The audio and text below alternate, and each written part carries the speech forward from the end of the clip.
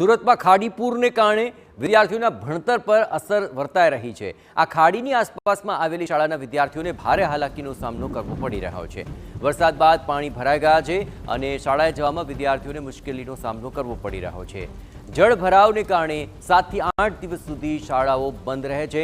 સુરતમાં દર ચોમાસે વિદ્યાર્થીઓનું ભવિષ્ય આ જ રીતે જોખમાઈ જતું હોય છે। તંત્ર અને સરકાર જળભરાવનો કાયમી ઉકેલ લાવે તેવી લોક માંગ ઉઠી છે। અત્રે ઉલ્લેખનીય છે કે વરસાદ બાદ પાણીનો યોગ્ય નિકાલ નહીં થવાને કારણે વારંવાર આ જ પ્રકારની પરિસ્થિતિનો સામનો કરવો પડી રહ્યો છે।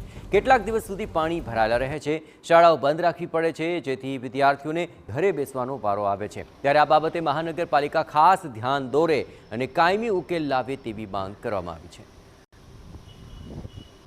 છોકરાનું ભણતર હાવ બગડી જાય છે। છેલ્લે સુધી કેટલી રજાઓ પાડતી હોય? 4-5 રજા પડી જાય, 5-5 દિવસ સુધી તો રજા પડી જ જાય। પછી કે આવવા જવા માટે બાળકોને ઘણી વખત શાળાઓ ચાલુ છે કે બંધ છે આવા પણ પ્રશ્નો ઊભા થાય છે। વાહન વ્યવહાર વાલીઓને લાવવા લઈ જવા માટે પ્રશ્ન થાય છે। ઘણી વખત પ્રશ્ન એવા પણ થાય કે શાળા ચાલુ શાળાએ પણ બાળકોને રજા આપવી પડે એવી પરિસ્થિતિ પણ ઊભી થાય છે। તો આ પરિસ્થિતિ ઊભી ન થાય, કાયમી જો આનો નિકાલ આવી જાય તો ખરેખર બાળકો આ જે 7 દિવસથી જે વંચિત રહી જાય છે એ ખરેખર વંચિત ન રહી જાય। એની પણ તકેદારી જો સરકાર યોગ્ય પગલાં લેશે તો 100% હું માનું છું કે આ ગતિશીલ સરકારમાં 100%નો કાયમી નિકાલ આવી જશે। દાખલા તરીકે સણિયા હોય, સારોલી હોય, કુંભારિયા હોય કે મીઠી ખાડી હોય કે મોડેલ ટાઉન હોય અથવા તો શહેરી વિસ્તારના પણ ઘણા બધા વિસ્તારો, આમાં અસંખ્ય સ્કૂલો આવેલી છે। એની અંદર બાળકો ભણતા હોય છે।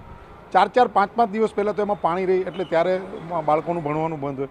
પાણી ઉતરી ગયા પછી પણ 4-4, 5-5 દિવસ સુધી એની સફાઈ થાય અને એના કારણે 8-8, 10-10 દિવસ સુધી આ જે નાના નાના બાળકો એના શિક્ષણ પર આની અસર આવે છે।